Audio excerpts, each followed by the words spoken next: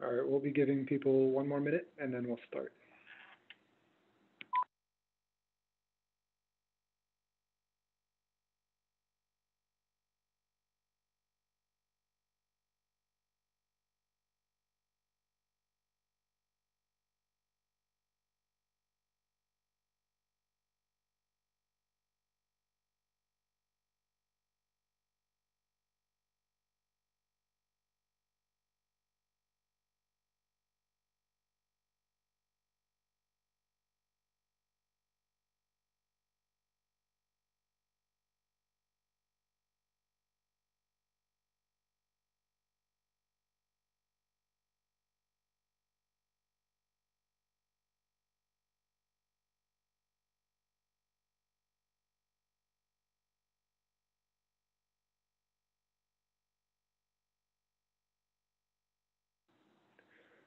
All right, so good evening, everyone, and welcome to this community outreach meeting about small cell and the public right-of-way hosted by the City of Santa Clara. My name is Riyad Slayman, and I'm a Principal Electric Utility Engineer at Silicon Valley Power, and I'll be emceeing tonight.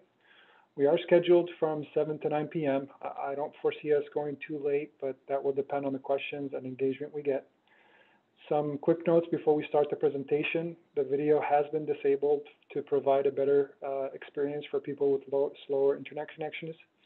If you have questions, you could post it in the chat, and if you are not on the Zoom app, you're dialing in, you could press the *9 and a moderator will call on you. We will hold all questions until the end of the presentations and answer them in the order they're received. The presentation shouldn't be more than 25 minutes long, and then we'll open it up for Q&A. This meeting will be recorded, and it will be available for viewing on demand through the SVP website. So what are small cells? So we're not talking about the big cell towers or monopoles that look like these or the fake pineapple trees. So those aren't the topic for today's outreach. We're also not addressing any regulatory regime or ordinance on how the carriers will build out the small cells in the city. We're specifically talking about small cell technology on streetlights in the public right-of-way. So why are we here? So this is an outreach about the small cell agreement being proposed to City Council later on in the next couple of weeks. We're here to educate you about small cell technology and provide you access to experts for any questions you may have. So the outreach staff we have on the call today is David Witkowski. He's from joint venture Silicon Valley. He'll be presenting on the technology and its needs. From Hemant Anderson, we have Raj Mathur. He can answer any questions about the technology and its effects. And then we have Caio Arellano from the City Attorney's Office, Santa Clara. He's worked on the agreement and he'll be able to answer legal questions associated with it. We have Joe Brizzoni. He's the lead engineer on this. He did quite a bit of work on the agreement with Caio, and he did all of the design standards. He did a very good job on those. We also have Astra Krettel. She's be moderating the outreach, and she'll help get your questions answered through the chat. So we'll start with a little background on small cell installations. What you see on the screen are some of the earlier installations of small cell. They were pretty bulky and unappealing.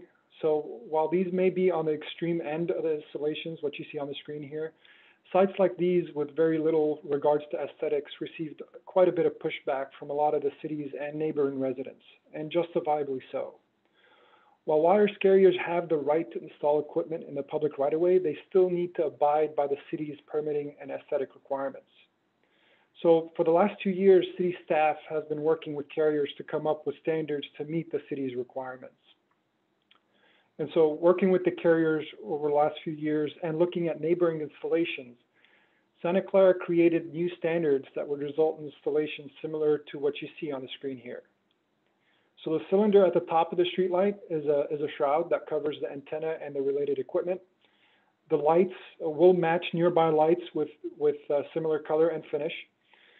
There's no plans for installations to be on decorative lights like the ones on the main boulevard here, El Camino, only on standard lights, which you see.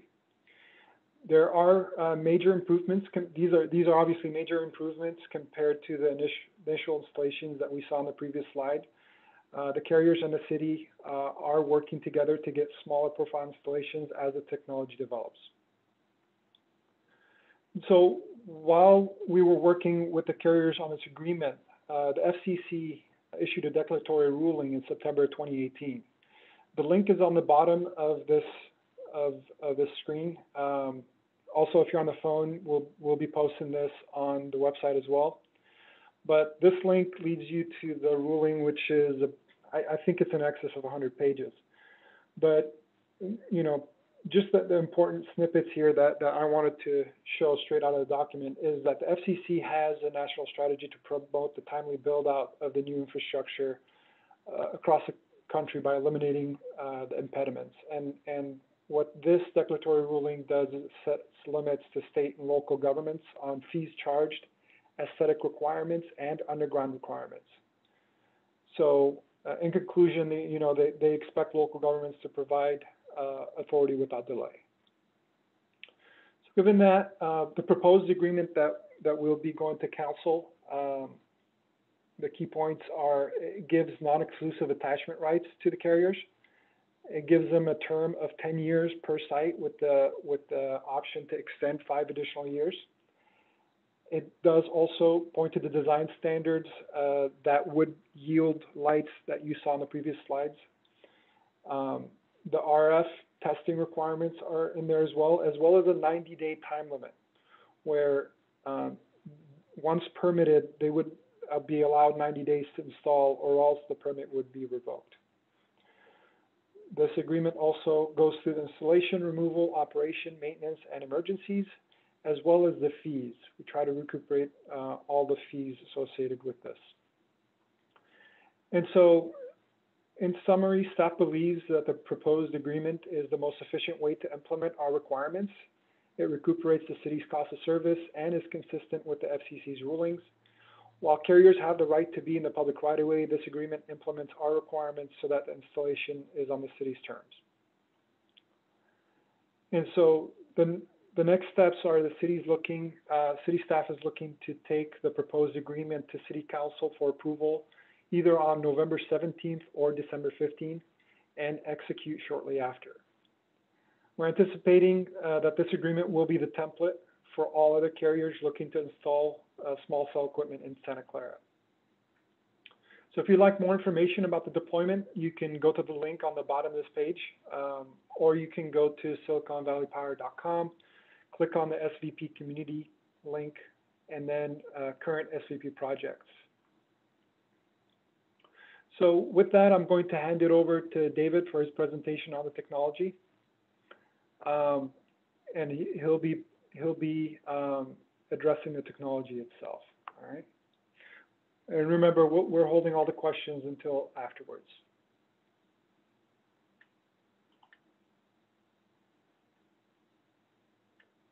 All right, David. Thank you, Rian. And good evening to everybody. I appreciate the opportunity to present to you this evening. Just give me a moment to get my slides to here. Okay, Riyadh, you're seeing my slides? Yes. Okay, great, thank you. All right, again, good evening. My name is David Witkowski. I am the Executive Director of the Civic Technologies Program at Joint Venture Silicon Valley. A little bit about myself. I am a BSEE from University of California. Focused my career on telecommunications of some sort. I focused on RF and microwave design when I was at UC Davis. I am the CEO and founder of Oku Solutions, LLC. And in addition to my work at Joint Venture Silicon Valley, I serve as an advisor to the board for the California Emerging Technology Fund, as the co-chair of the Wireless Supercluster at Global City Teams Challenge, which is a project at NIST, and as the co-chair of the Deployment Working Group for IEEE Future Networks. I'm a fellow in the Radio Club of America and a senior member of the IEEE. The work that we do at Joint Venture and the work that will be the basis of my talk tonight is based upon the concept of bridging the gap. We saw a few years back that there was a number of differences between the way that the industry was looking at telecommunications and the way the local governments and agencies were looking at telecommunications. So we set forth to basically act as a convener and a facilitator to help bridge that gap between the two sides. And that's the basis of the work and the discussion that I'm going to have with you tonight.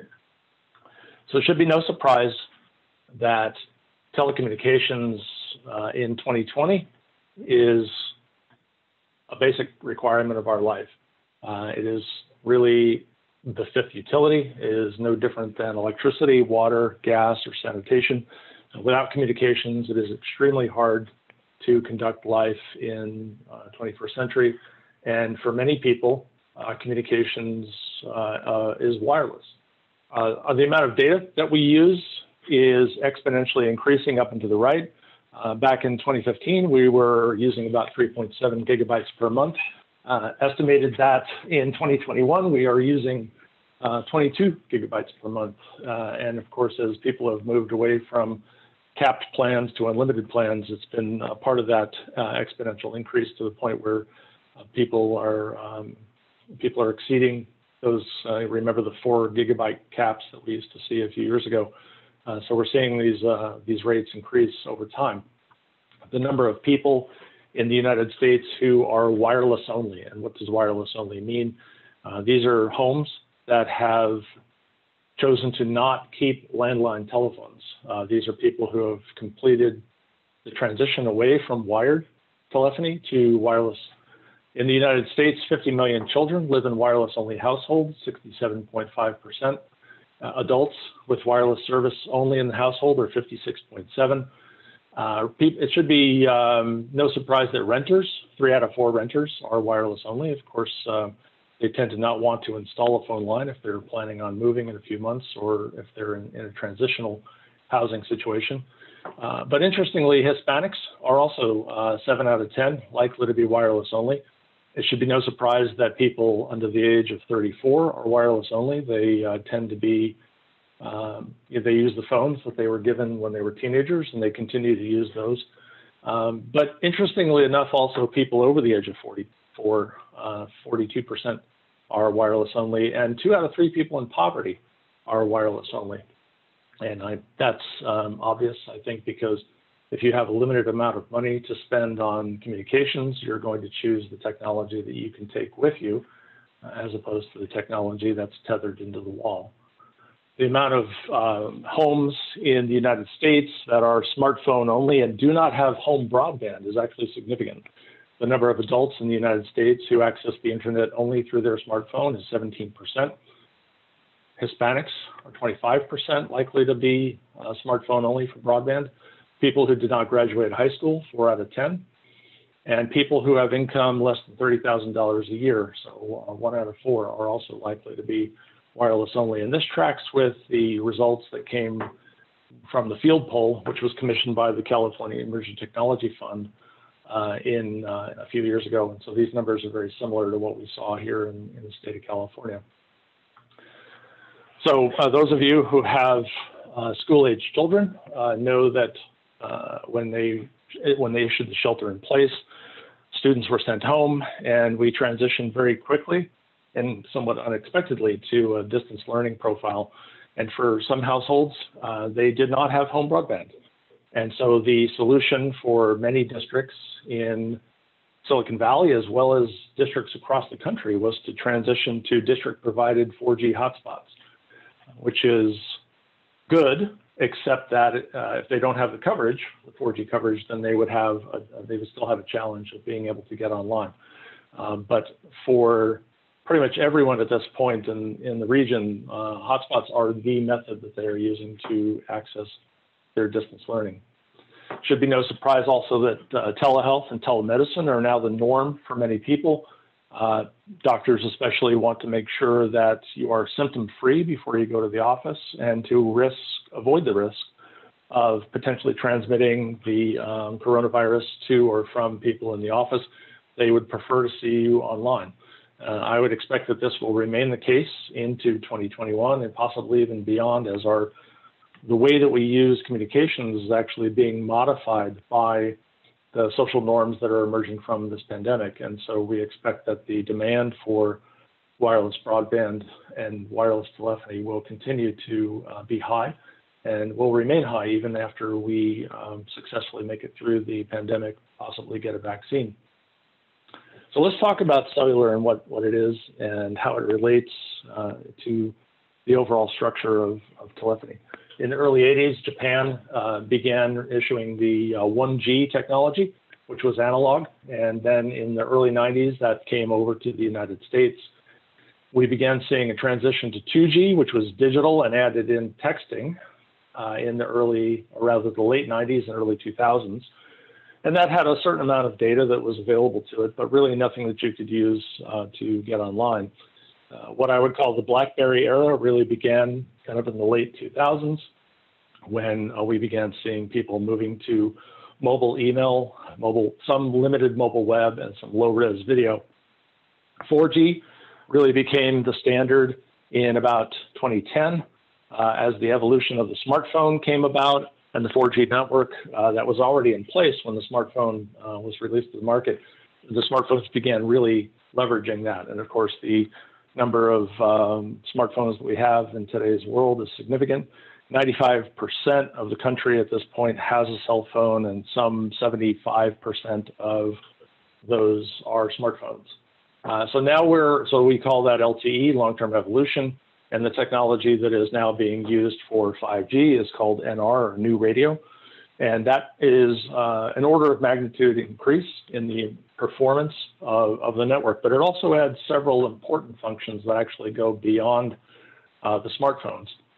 So it's important to consider that 5G is not just about smartphones.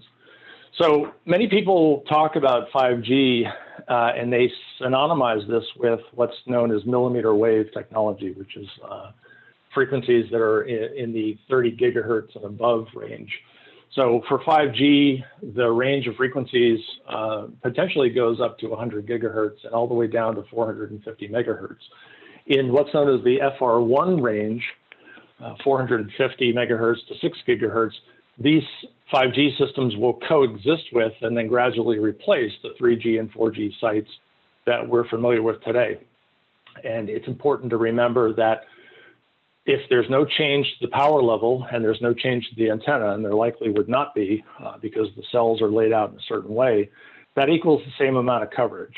So 5G does not inherently have a distance limitation, although many people, because they read early articles about millimeter wave technology, which does have some distance limitations, would interpret that as saying, well, 5G only goes 250 feet, so therefore we're going to have sites on every pole.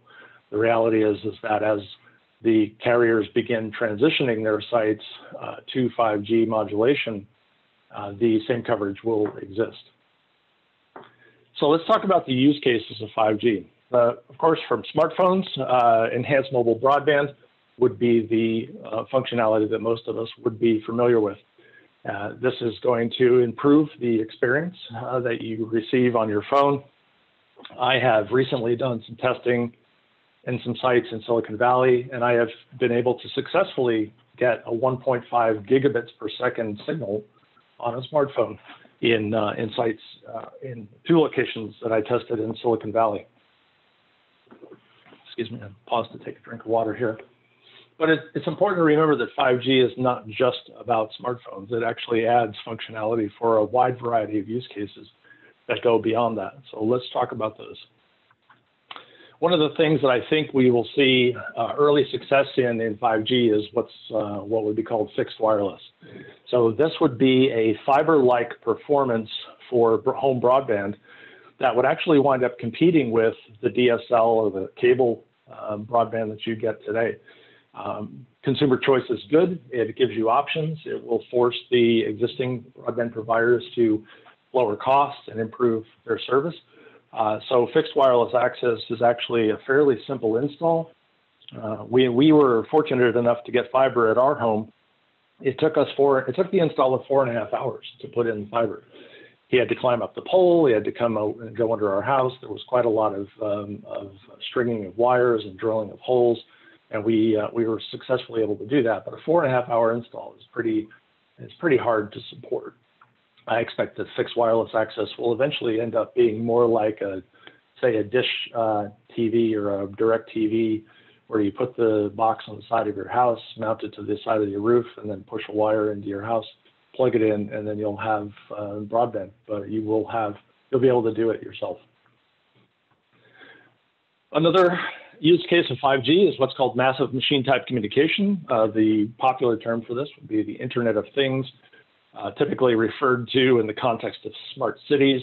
And this is really about connecting very large numbers of devices across a wide area with low data rates, low power consumption, not having to replace the battery for maybe 10 years, and really beginning to extend the network out into being a platform, and having that 5G network be a platform for the sensors and the actuators and all of the computing devices or the Internet of Things that is going to make cities be more efficient. It's going to allow them to implement technologies and services for residents that they haven't had before.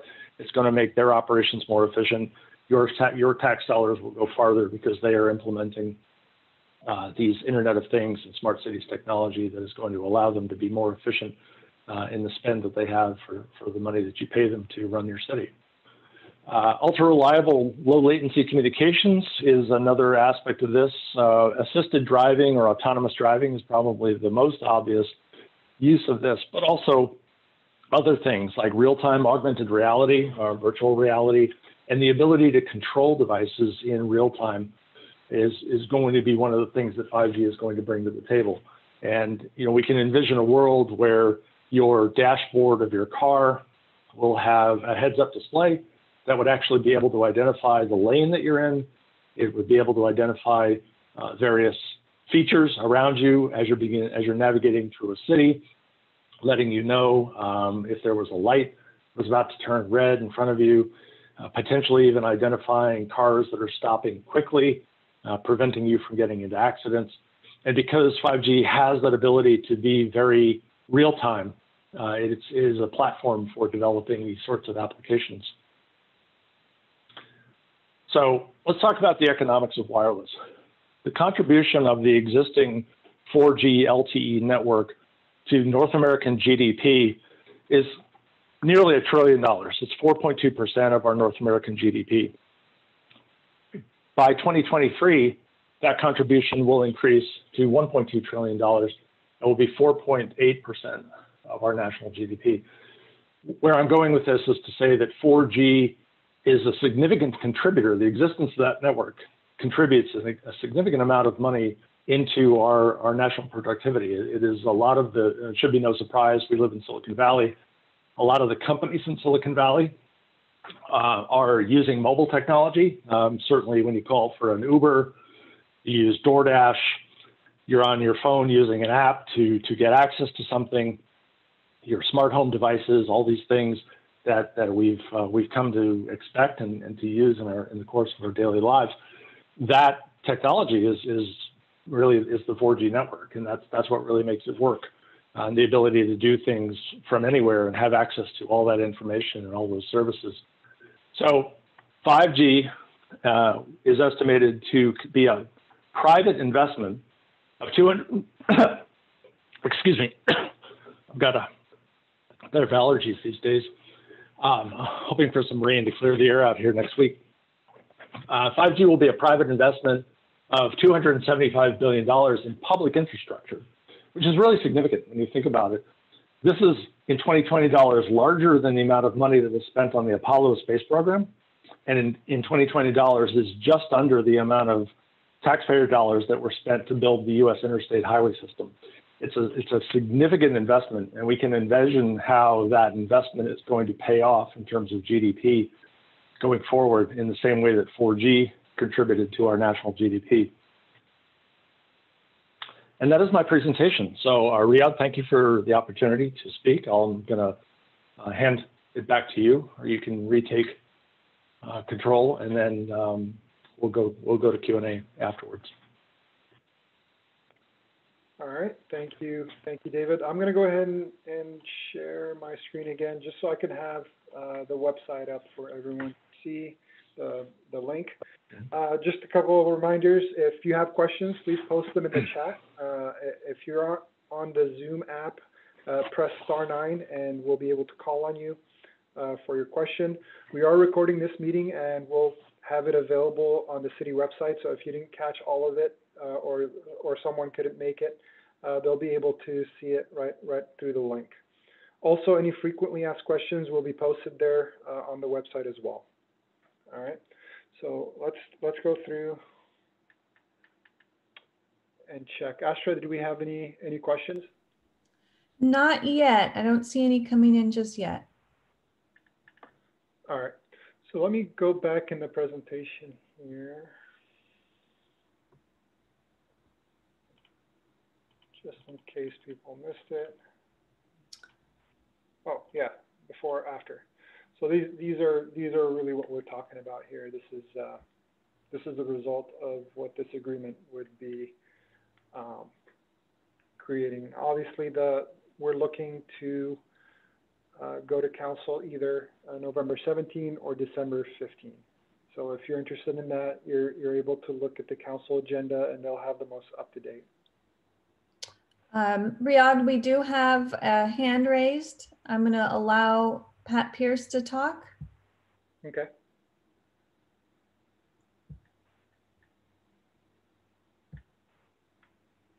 Okay, Pat, you just need to unmute yourself and then you can ask your question. Okay.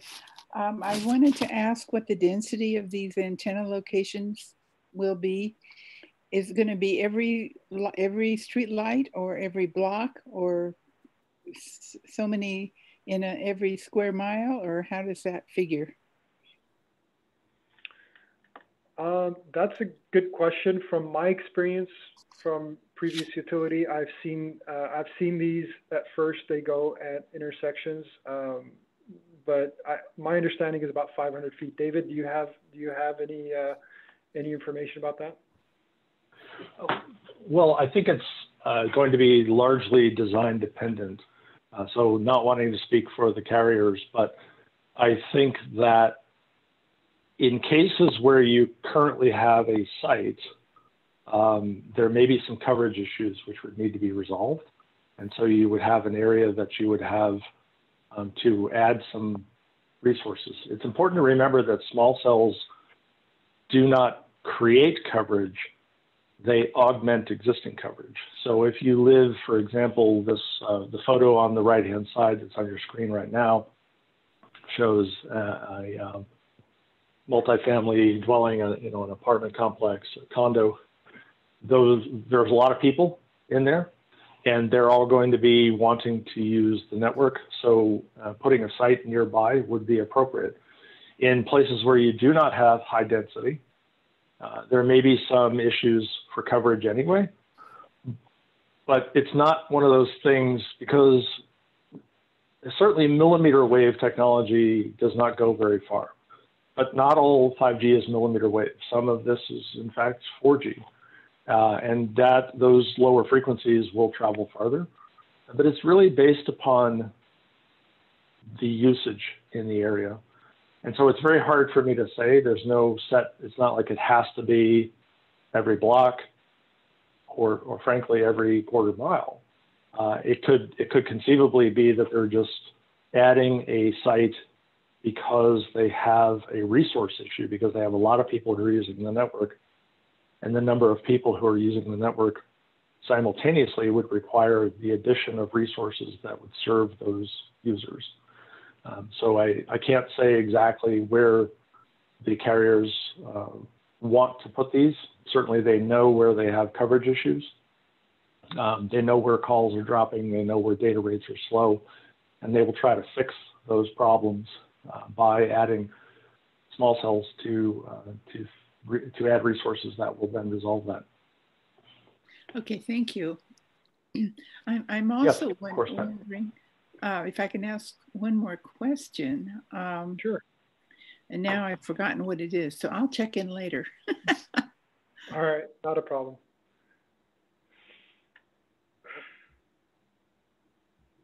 All right, any other questions?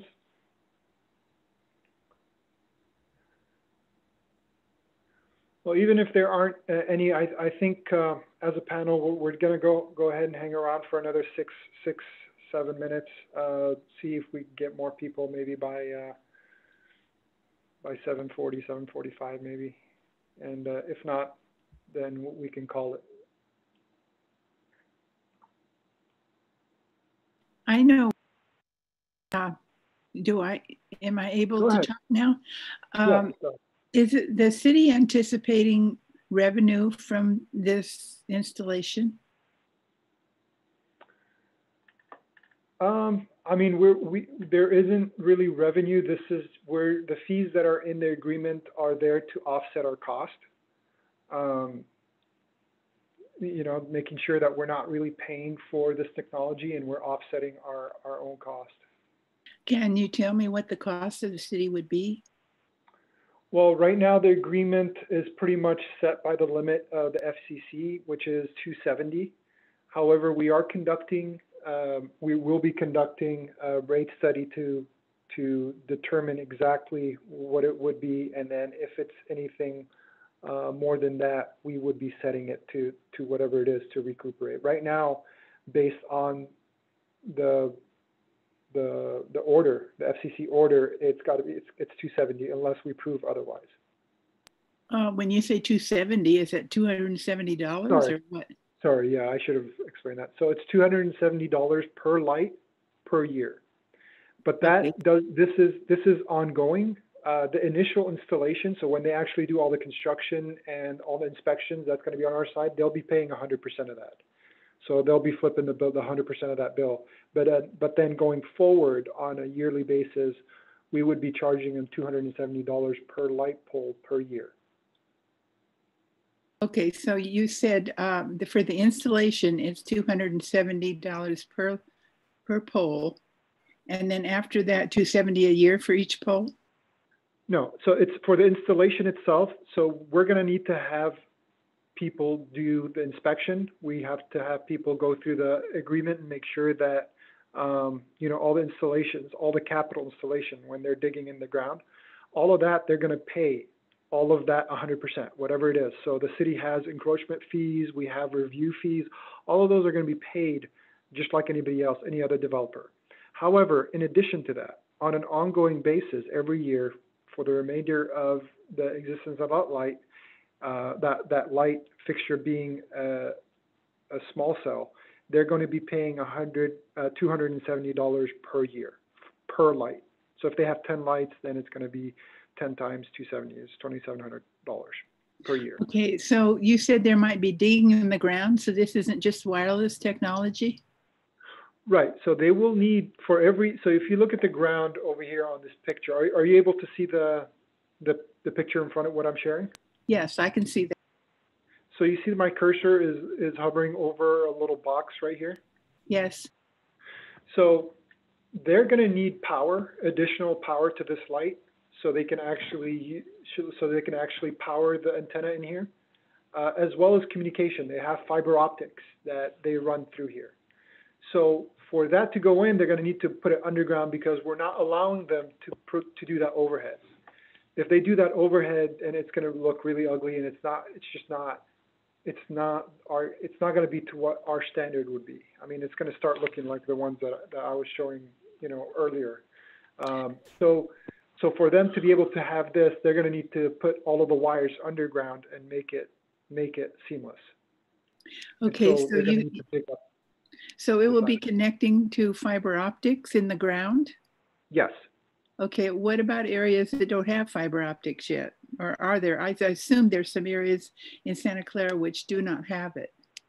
Correct, and that's the thing is the carriers, like David was mentioning, you know, $275 billion. That's a chunk of that cost is bringing that fiber from wherever it's not to wherever it should be, so they can get that coverage.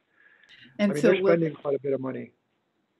Will that also make fiber communication available to the neighborhood? Well, I can't speak for all carriers, but in my mind, if I'm spending the money to put fiber all the way to a light that's a couple of feet away from a multi-unit building that could potentially want fiber, I'm assuming that they're going to do that. But again, I can't speak for them. That's just speculation. Okay, thank you. Sure. All right, anyone else have any questions? Remember, if you're on your phone, you dial *9, and if you are on the app, you can go ahead and type your question in the chat box. Again, any of these questions we're taking down, and we're going to have them on the frequently asked questions page in the website. And we'll also have a recording, this recording. Pat, did you have another question? I see your hand raised again.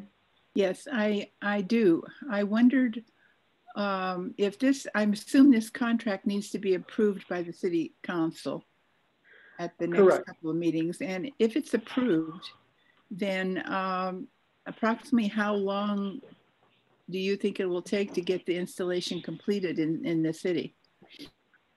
So once we go to council, get it approved, resolution comes through, we can execute agreement. Takes about a month to get a purchase order going through.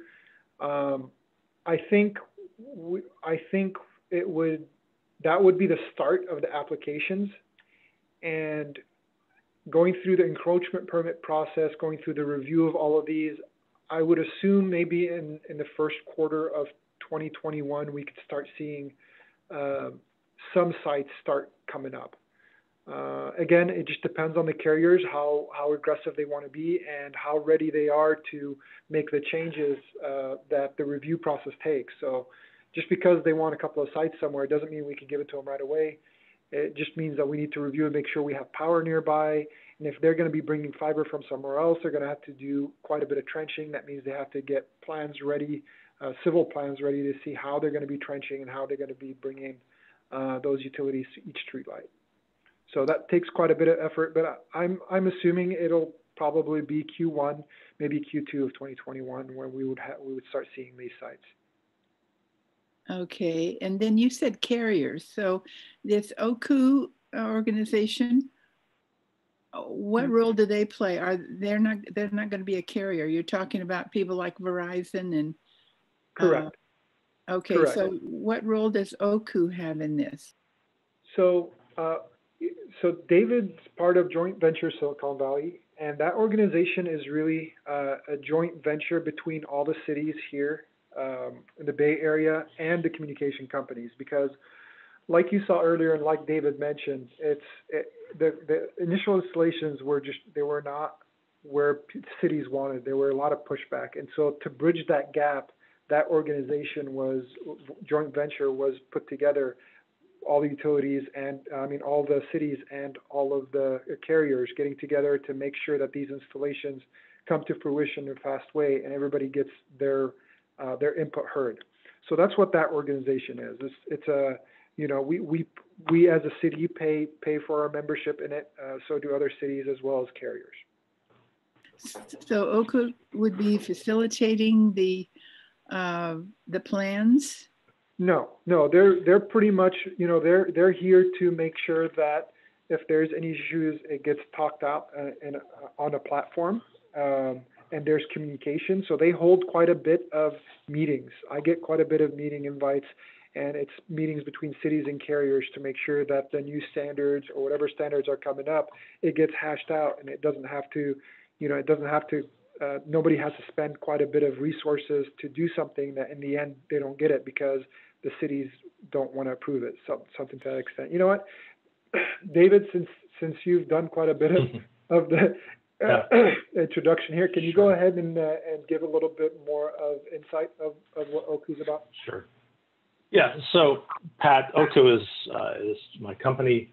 I serve at Joint Venture as the executive director of the Civic Technologies program.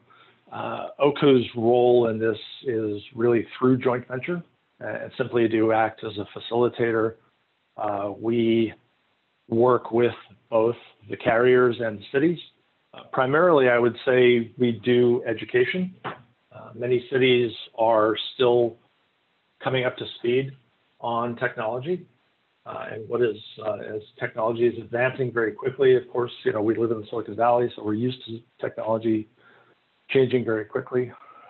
Helping the cities come up to speed on wireless technology has been the primary thing that we have done for the past 5 years.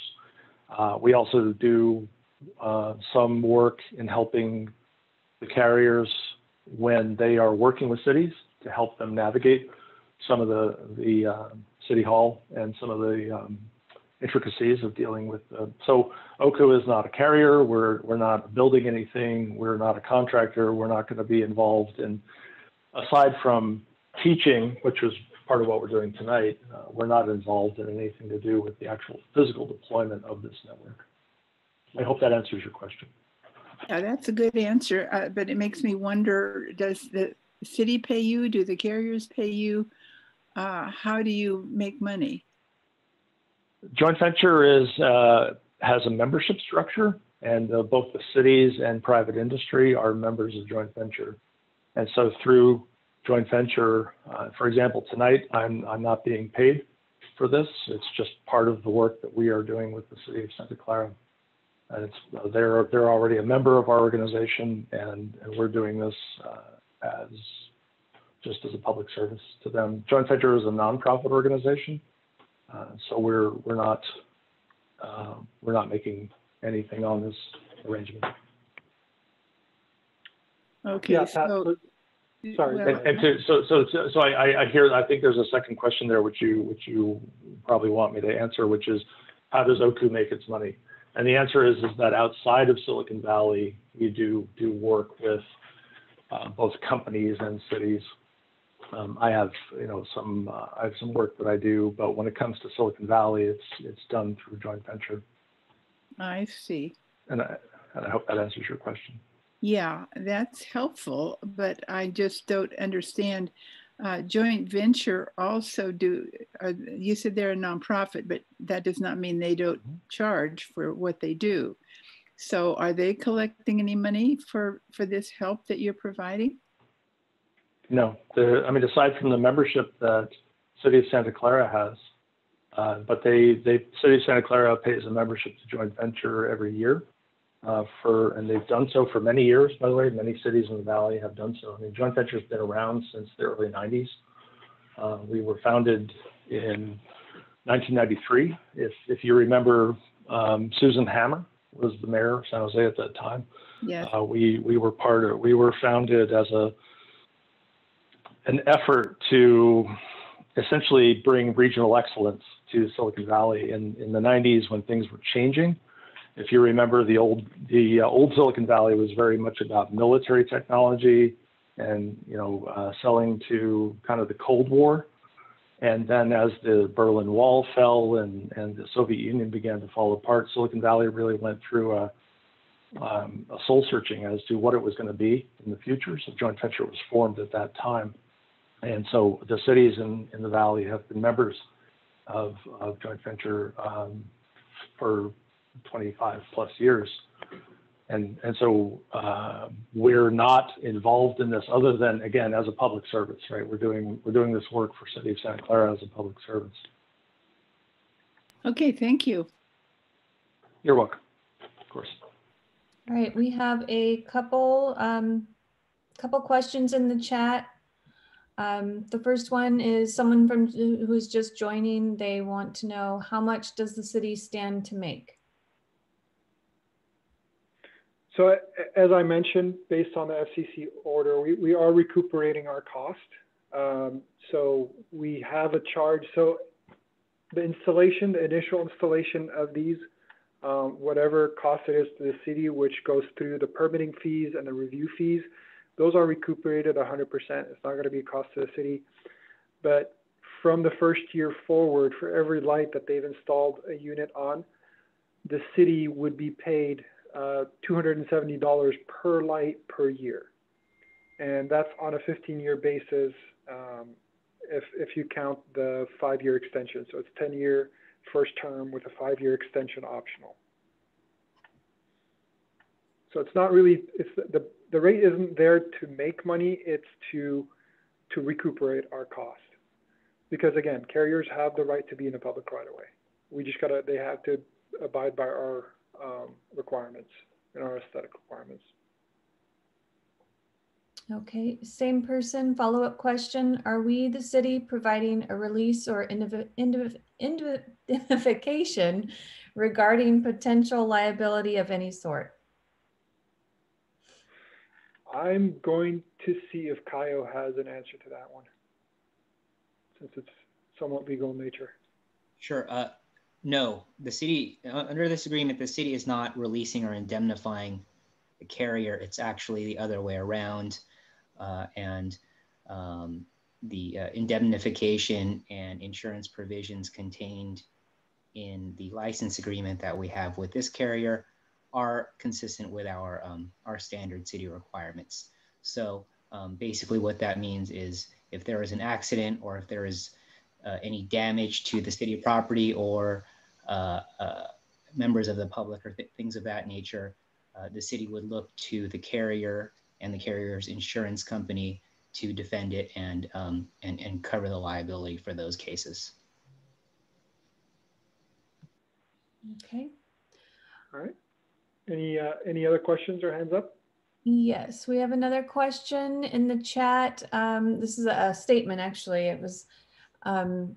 It says, every single fiber connection is a managed piece of access supported by the infrastructure installer carrier.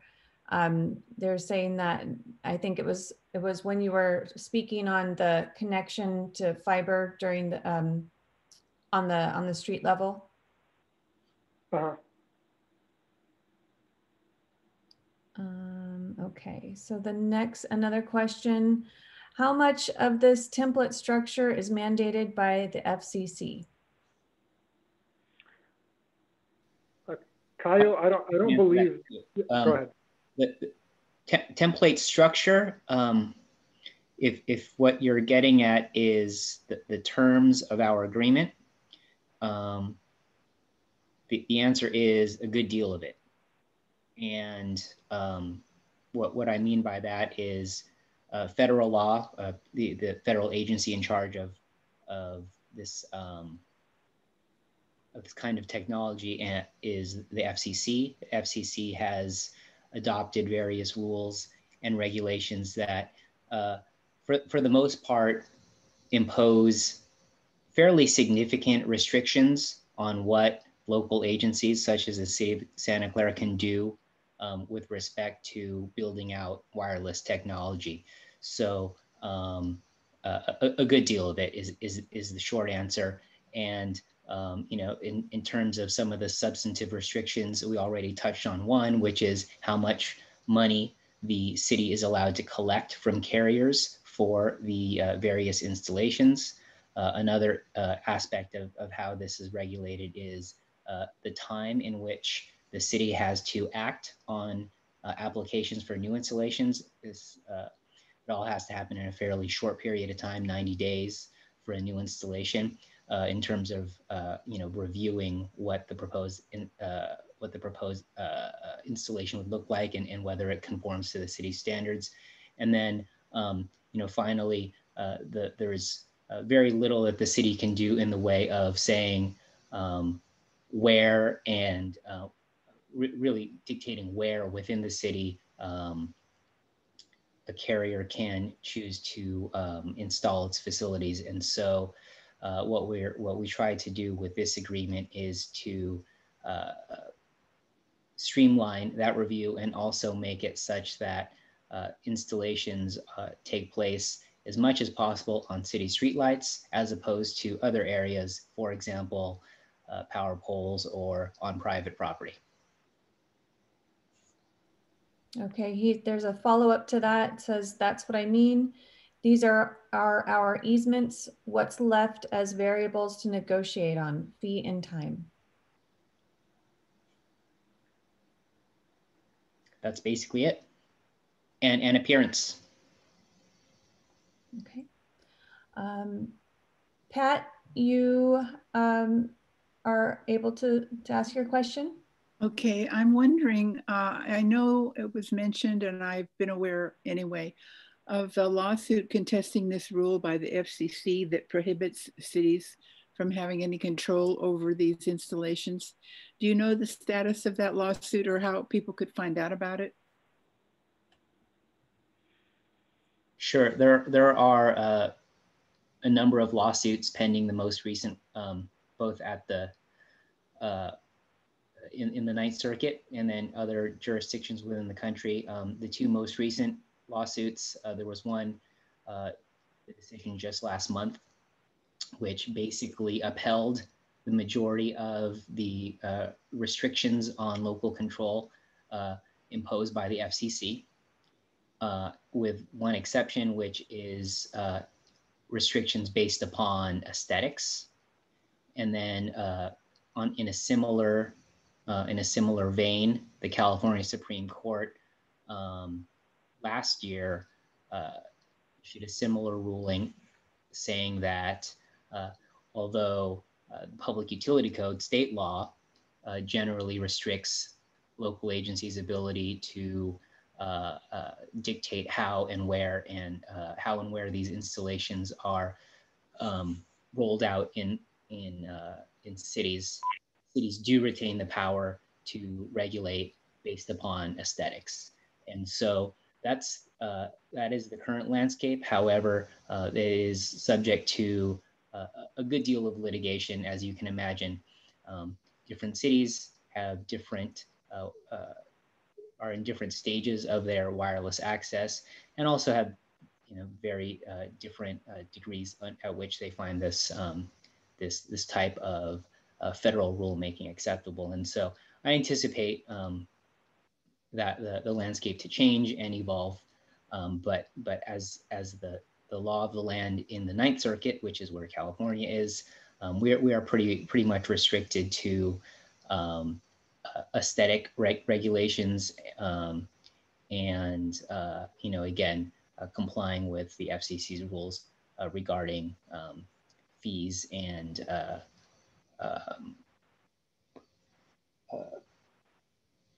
there's one other aspect, fees and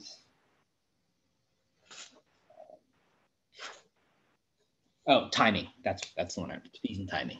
Okay. Okay. How is there any good way to check on all these various lawsuits? I think Los Altos has one going, and I imagine I could talk to them about it, but there's no umbrella place where you can go look at all the lawsuits in this vein?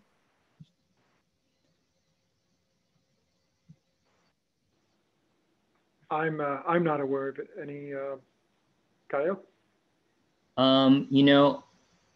Unless you subscribe to things like telecom law firm blogs, or you go directly to the FCC's website itself, which can get pretty technical. I'm not aware of any place with easily digestible information on the subject.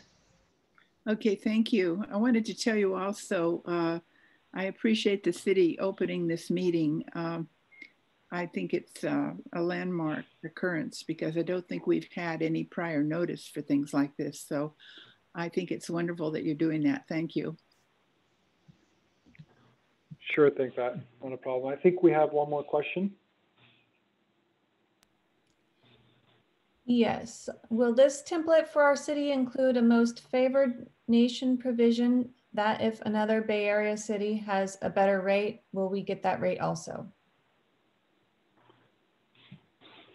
Well, my understanding is that we would need to prove the rate. There's a higher rate that we need to charge. We need to prove it.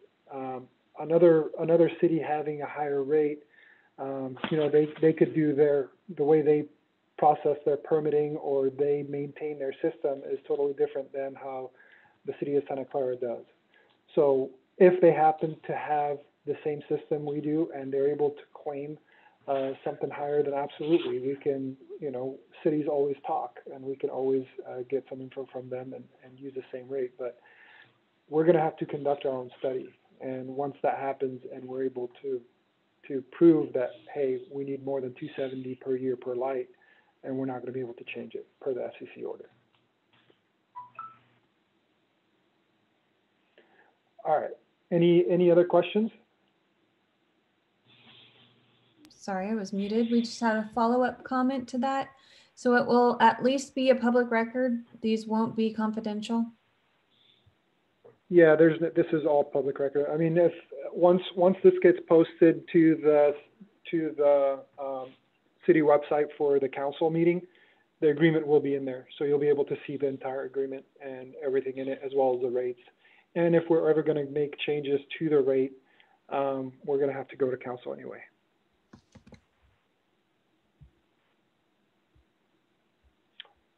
Oh, we did get something from our customer service engagement, California League of Cities. It's cacities.org. I think that's where they would have more information about the telecom law that you're talking about, or at least some kind of acknowledgement of where the contests are from California League of Cities.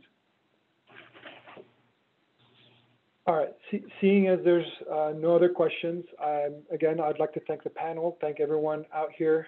If you do want to forward this information to anyone, the best way to do it is to go through to the link that I have up right now. Also, the video will be posted on there, so whoever missed it, they'll be able to view the recording and everything as well.